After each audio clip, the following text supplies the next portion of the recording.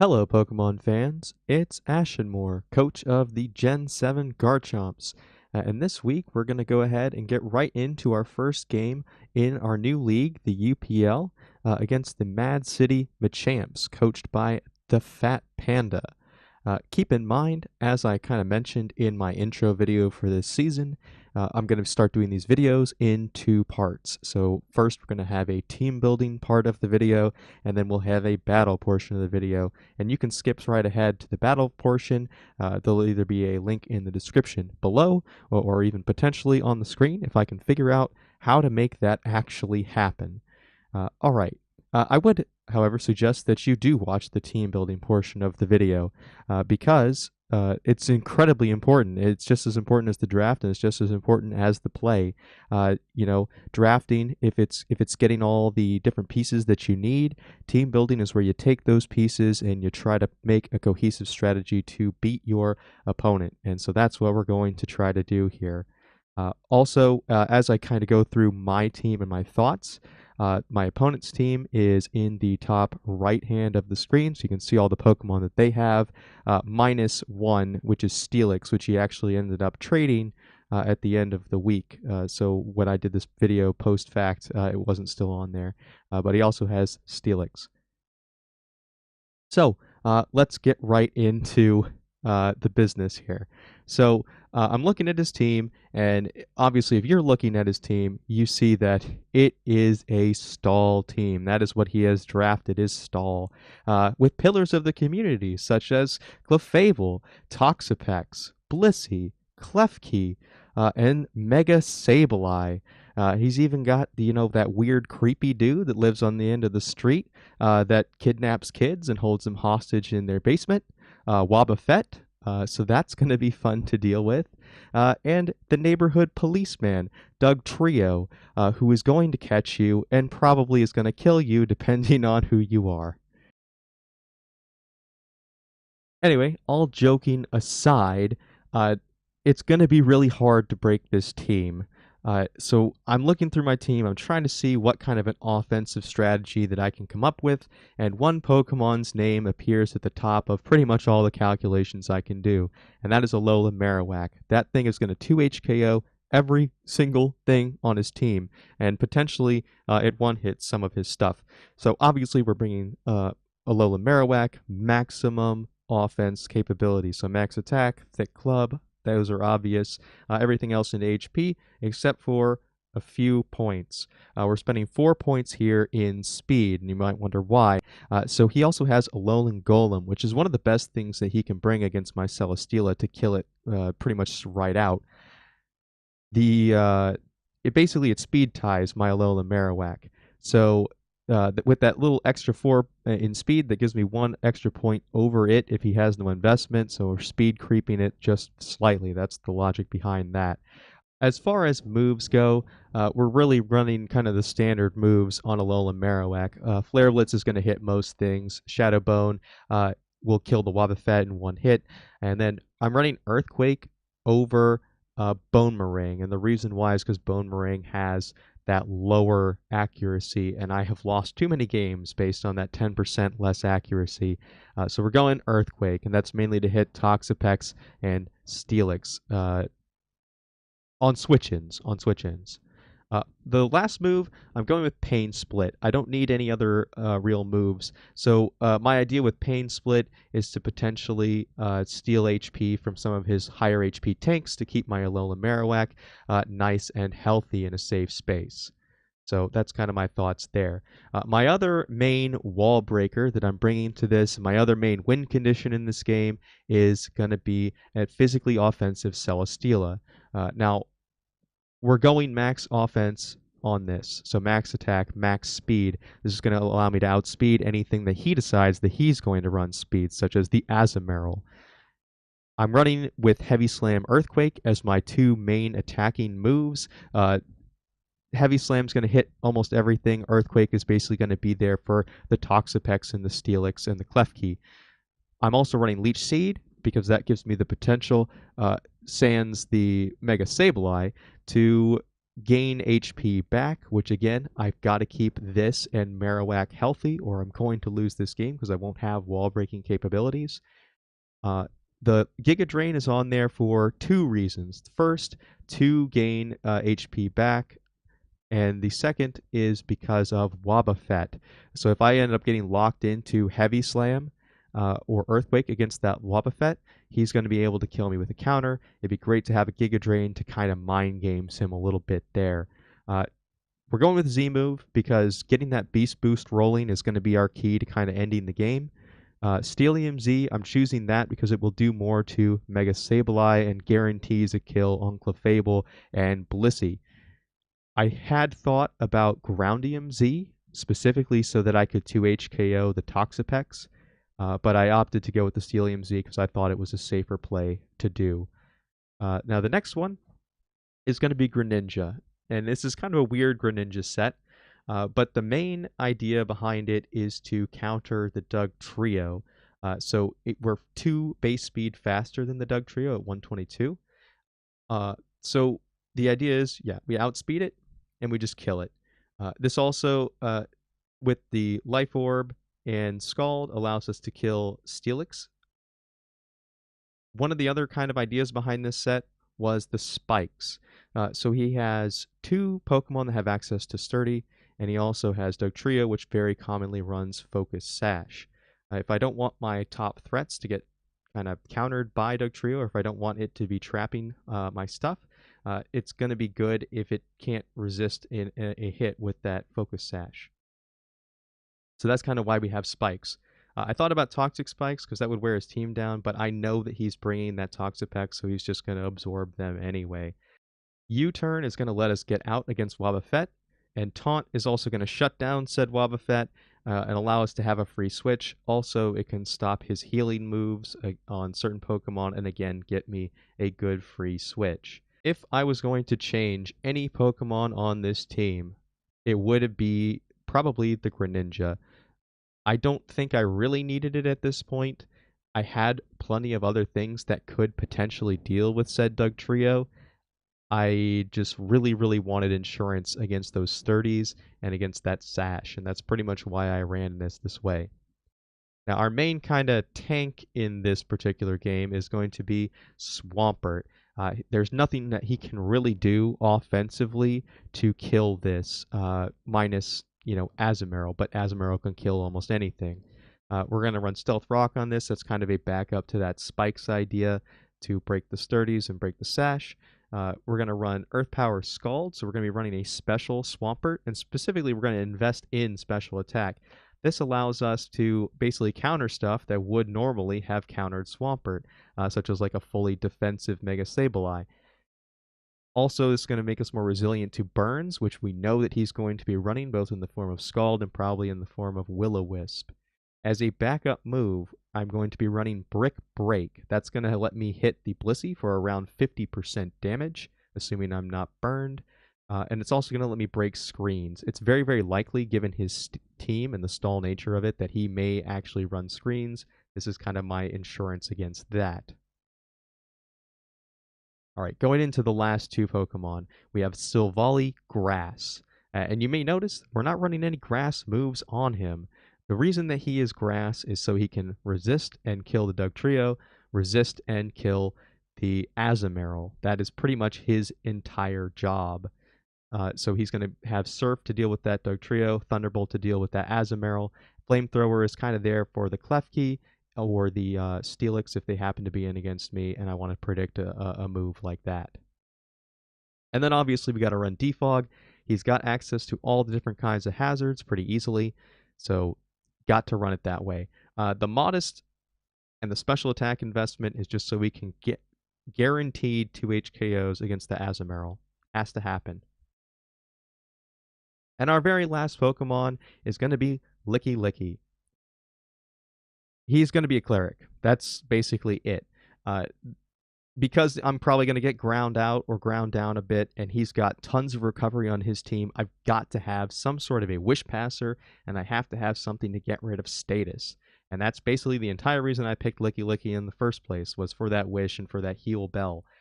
We're also going to run knockoff so we can start getting rid of key items on Pokemon when we do send him out. And then we're going to run return as our last move so that we can potentially do a little bit of damage and specifically be able to hit the Azumarill if it goes for a belly drum and put it in range of Savali to kill it. So that's kind of the idea here. The defense and HP investment is basically to survive as many physical attacks as possible because he really has no specially offensive presence whatsoever on his team, minus maybe the Clefable. But that's it kind of for the team builder. So when we're thinking about the team, overall thoughts are we can make this happen. We can break these walls. We just have to have Alola Marowak do work, and we have to have Celesteela do work. If I lose either of those or both of those before all those walls go down, it's going to be a bad time because I'm not going to have the offensive ability to keep going. One more kind of thing to mention, I guess, for the ability on Licky Licky, we're going with Oblivious rather than Own Tempo or whatever the third one is that he gets. That basically allows him to be resilient against taunts, so he can get his job done with the Wish and the Heal Bell.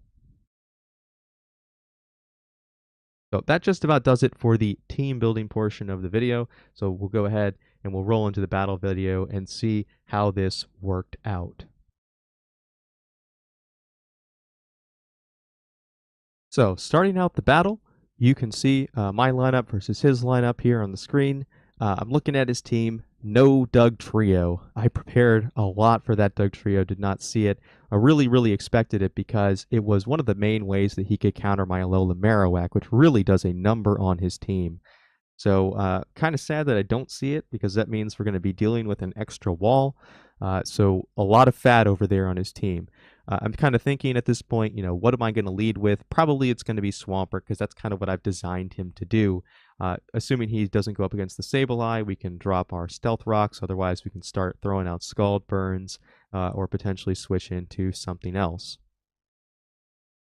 So we get into the game. He does lead with his Sableye against my Swampert. I am going to go for a Scald. Thankfully, we go ahead and we get that burn, and he is going to burn me in return. So this is one of the reasons why I had decided to go with the special-oriented Swampert rather than a physically-oriented Swampert, because this is really my main check to Sableye and, just making it go away, hopefully. Also, because we're running special attack minus physical attack, his foul plays, if he's running that move, are going to do a lot less damage. So we're doing decent damage to the Sableye. At this point, I really should have figured that the Sableye was probably fully defense invested and really not invested in special defense at all. But I really wasn't paying too much attention to that, I guess. So I'm just going to go for a couple more moves on the Sableye, start wearing down its recover HP. Obviously, that's not going to do a whole lot of... so I went for a Scald, expecting that he might switch into something else, which he did not. So I'm kind of thinking, oh, is he just going to, sit in here and stall with the Sableye? Well, he is not. He's going to switch out into Blissey, and we're just going to go for an Earth Power. So here, against the Blissey, obviously I'm not going to be able to do anything. Since I'm burned, I can't really Brick Break. It's only going to do like 25% damage, and he's just going to Wish and or heal that off with Leftovers Protect. That can't happen. So I'm going to make the switch out into Licky Licky right now, hoping that I can either get a Heal Bell off, or I can start knocking off Pokemon and getting rid of key items. So he'll switch back into Sableye. I'm going to switch into Licky Licky. My thought is that maybe he won't stay in against this, so I go ahead and go for that knockoff. We exchange knockoffs. He gets the advantage there. So I'm just going to switch right back into Swampert and start pressuring this guy again. Obviously, that's not going to work. He's going to go back into Blissey. And at this point, this isn't really very fun. So I'm going to hit Stealth Rocks. He is also going to hit Stealth Rocks. So we're basically just going to exchange Pebbles here. And at this point, I'm kind of thinking, I've got to get that Marowak out in front of this Blissey pretty much ASAP. So I'm going to hit a couple more moves on here. He's going to switch back into Sableye, absorb a hit, Wish it off. And my thought is the second he goes back into Blissey, I am switching into Alolan Marowak. That is what's happening. Because with that Stealth Rock damage, Blissey will probably be in range of a potential one-hit KO of that Flare Blitz. So it should be a pretty free switch. I just have to wait for him to do that. So he goes into Blissey, Earth Power. In hindsight, I could have predicted that switch into Blissey and gone ahead and sent the Alolan Marowak out. I guess in this particular instance, it didn't matter too much. So he's going to switch out, and he's going to switch out into Klefki. Uh, Now, something to note here at this point in the battle. I had thought about clicking a couple of different moves on the Alolan Marowak, specifically either Flare Blitz or Earthquake. So I thought maybe he'd send in Toxapex, in which case I could have two-hit KO'd it with the Earthquake there. Also, if he switched in the Klefki, that would also die to Earthquake, but I didn't really think that he would switch in the Klefki because it was pretty much a guaranteed one-hit KO. He couldn't have left the Blissey in play. The Flare Blitz would have killed it 100% of the time. It would have killed it. So I ended up going for the Flare Blitz. As you can see here, he did switch in the Klefki, and he was Occaberry, so he managed to survive that hit. So that's really good prep, really good counterplay on his part, because that is a Mon I did not expect to see as a counter to Marowak. Now, my thought was, at this point in the battle, that maybe he had Thunder Wave and he was going to Prankster Thunder Wave me, and that would kind of, it would slow me down, and it would also give me the potential to get wrecked if I got, hung up by the paralysis. But that is not what happened. I was really not paying attention to Klefki's move pool, and he ends up, healing off with that Wish, and then Prankster switcherooing me, getting that thick club. Oh boy. So at this point, Alola Marowak is almost useless. It's not going to be able to kill anything, uh, especially, the Blissey and the Toxapex. So, what are we going to do at this point with it? We're just going to try to kill that Klefki off and expect that he's going to get revenge killed, probably the Azumarill. So, we're going to click Earthquake. He ends up defogging, which is actually better for me at this point. Sends out the Azumarill, and yeah, we're going to let poor Marowak go down to that. So we're going to go into our Azumarill counter, which is the Silvally Grass. We can pretty much just freely hit Lightning Bolt here. We're probably going to get absorbed by the Blissey at this point, but that's just kind of how it goes. So we go for that Thunderbolt and get that crit on Toxapex. That's going to force it out and force Blissey in. Obviously, we're not going to get anywhere against Blissey, so I'm going to go ahead and I'm going to go into my Celesteela. Celesteela guarantees 2 HKOs that Blissey, and with my Steelium Z, potentially I could just kill it outright. I expect him to know that, so I'm expecting the Blissey to switch out. So he's going to end up scouting my first move with Protect. So he's going to see that Heavy Slam coming in, so he's pretty sure what he's going to expect there. I'm just going to hit Heavy Slam again, and the Toxapex is going to eat that right up. So we're going to go into Earthquake, knowing that it can kill it, but then we hit the second berry, that Shucka Berry. Ugh. And at this point, I've pretty much been predicted on 2 of my move sets right off the bat. So the Toxapex getting the Shucka Berry damage, and then the Klefki getting the Occaberry damage of reduction has really made his tanks be able to live hits where they really wouldn't have been able to live them before. So at this point, things aren't going to go too well here. I don't really have any other way to kill that Toxapex, but I don't really expect that it's going to stay in. So I'm going to go ahead and go with the Leech Seed. That's going to allow me to wear him down, potentially with the Earthquake and Leech Seed combination. So he goes for a Scald, and he gets the Burn. Oh. So without this Burn, we could have left in Celesteela, and we could have just fired off another Earthquake, or we could have gone for a Heavy Slam, anything like that. And that would have allowed us to start getting our Beast Boost rolling. But because of that Burn, Celesteela is not going to be able to do pretty much any damage outside of that Giga Drain, which is really not going to hit anything very hard at all. So what do we have to do? We have to switch into Licky Licky. We have to get rid of this burn. It is a top priority to do.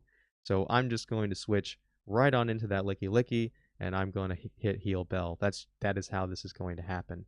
And we're going to be able to do that just fine, because Sableye is not going to be able to taunt us. He's going to recover up. We're going to go for a Wish, potentially passing it back into that Celesteela, or back into that Swampert. Just depends. Yep, he gets the Will-O-Wisp prediction, and then we get our Wish passed. Unfortunately, because of that Will-O-Wisp, again, the Swampert can't actually hurt that Blissey. So again, we're going to look for getting our Celesteela back in against that Blissey as soon as we possibly can, to try to basically try to sweep his team. We're going for damage. We're going for damage. He sends out Blissey.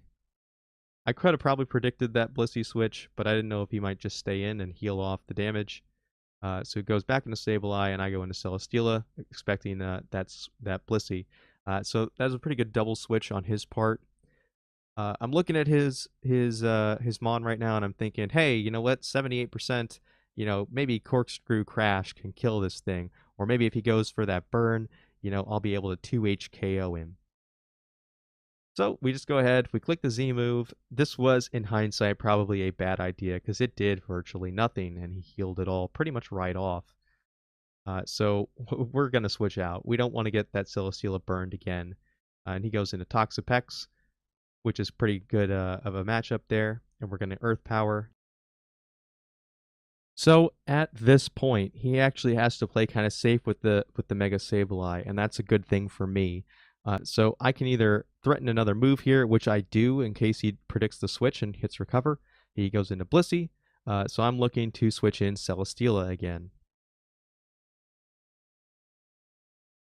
Now he kind of predicts this, and the Seismic Toss in combination with the rocks really puts me on the rocks, if you will.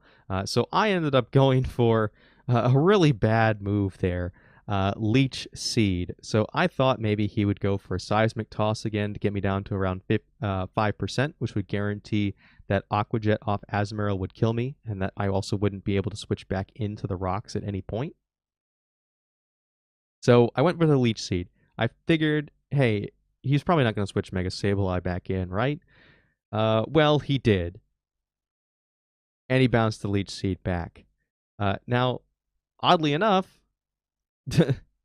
that can miss. So I would have missed it anyway, so I guess that would have not made much of a difference.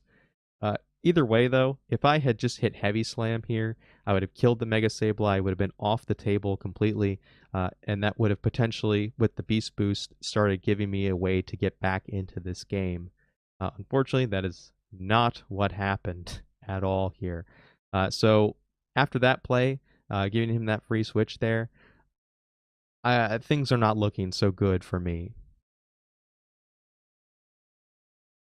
So unfortunately, this is kind of a long battle. It is against Stall, so we did go on quite a few turns more than I had hoped. So we hit the Earthquake, expecting to switch into Toxapex. Doesn't do any damage. So my thought is right now, I've got to heal that Celesteela back up. That's really the only way we're going to win this game. So he takes the advantage to switch in his Mega Sableye. And then I ended up going into the Swampert, expecting him to go for Will-O-Wisp, which would have been super bad there. Then he goes into Blissey, and so he's just really predicting and absorbing all of my attacks at this point. And because now his Sableye is healthy again, there's really nothing I can do at this point against his team.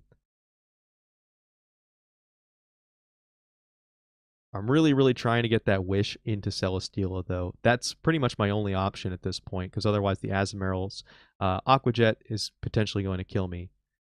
Now, I know he's probably running Belly Drum Azumarill, so I go ahead and I hit return against the Azumarill just to make sure that he doesn't survive that turn at high HP. This is basically going to put it in range of a couple of different things I can do, specifically the Silvally Grass. Unfortunately, this also means that we can't pass our Wish into Celesteela. And because he's at 4 attack, he can kill basically anything. A combination of +4 attack, uh, liquidation plus Aqua Jet will kill the Savali. I obviously can't have that happen because it's the only thing I have left that can tank him at all. So we're going to have to let Licky Licky go down here. Super sad days for me. We send in the Savali. I'm expecting him to Aqua Jet. He does not. So we get the Thunderbolt off, but it doesn't really do much of anything. Now at this point, we have lost Alola Marowak, our main wall breaker.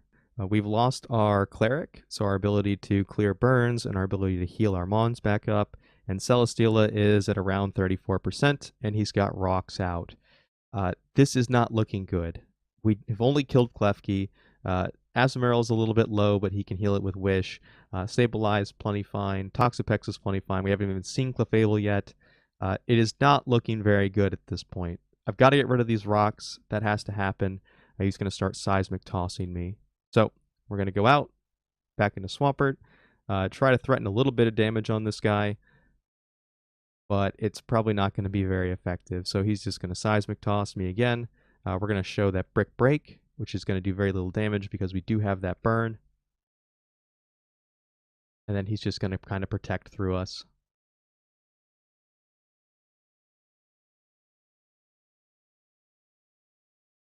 I go ahead and go for the Stealth Rocks, get it reflected back because of that Sableye. Didn't think it would come in against the Swampert. Pretty well felt that Blissey was going to stay in. And he's just going to heal off the damage as the burn wears down the Swampert. At this point, I go ahead and send in that Greninja. It has been doing literally nothing all game. I'm just going to fire off some damage against that Sableye, see what happens. But really, at this point, it's kind of locked in. The only way I can end this game is potentially if he doesn't heal off all the damage. That Celesteela might be able to roll in some Beast Boost. That's kind of what I'm going for at this point. But probably it's not going to happen.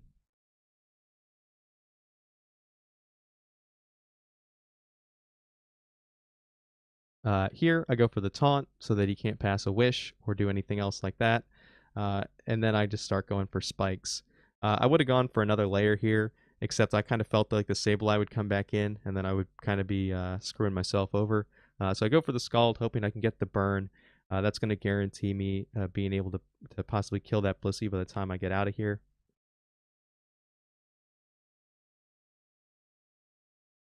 So with that burn and with that taunt, I'm actually going to go into Silvally, and then I'm going to hit, Thunderbolt. He switches into Azumarill, I guess, to sacrifice it off. So we are going to net a KO there. That's great. Now I know that Clefable is going to kind of screw me over. So I'm expecting that Calm Mind, but I wanted to get the Defog off so that Celesteela wouldn't lose any more HP. And it's a good thing I did, because otherwise he would have eaten that Shadow Ball, and he would have been dead. So we do threaten that out. We Heavy Slam that Sableye. That Sableye is going to have to switch back out. I will go ahead and go for the Heavy Slam anyway, just in case he wanted to predict me. Obviously that didn't work. The Toxapec's going to come in, and it is going to finish us off with that Scald.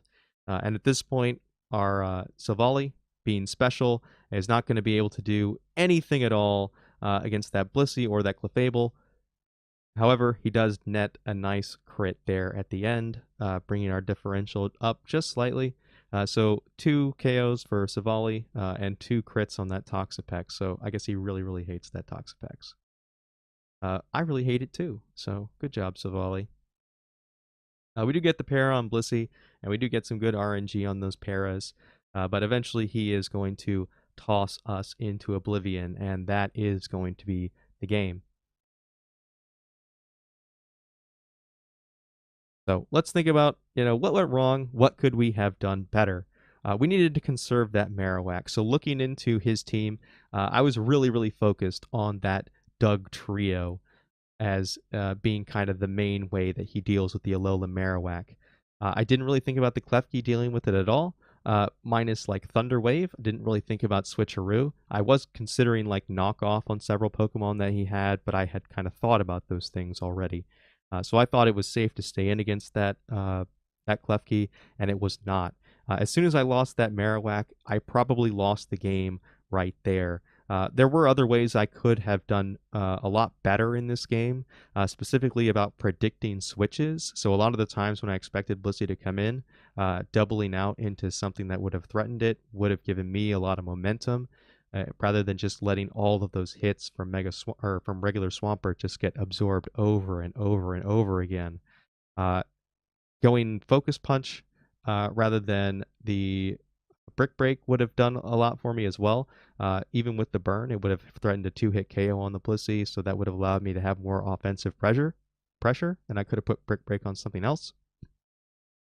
The Leech Seed play against that Blissey that got reflected back at me, that is also one of the places where I really lost this game.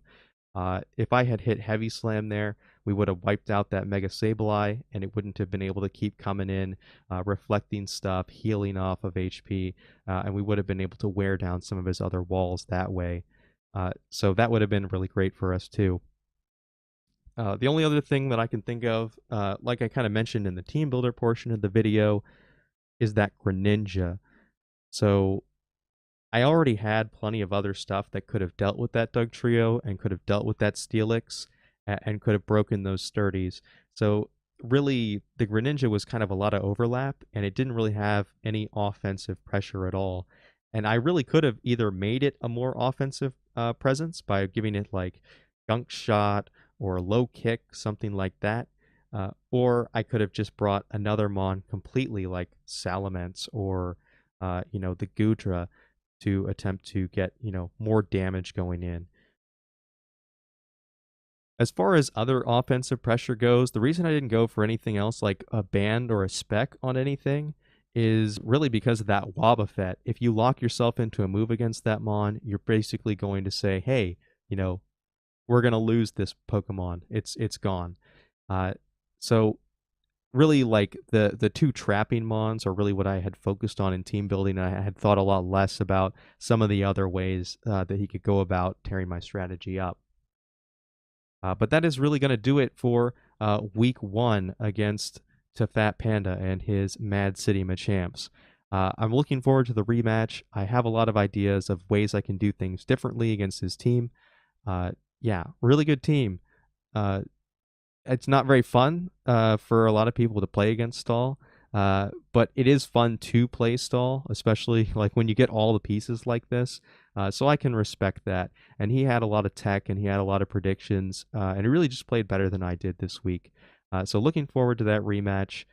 Good game to Fat Panda, and I'll see you guys next week for my week 2 video. Make sure you watch that. Again, if you like the video, if you have any suggestions for me on ways to do things differently, let me know in the comments or just message me, whatever.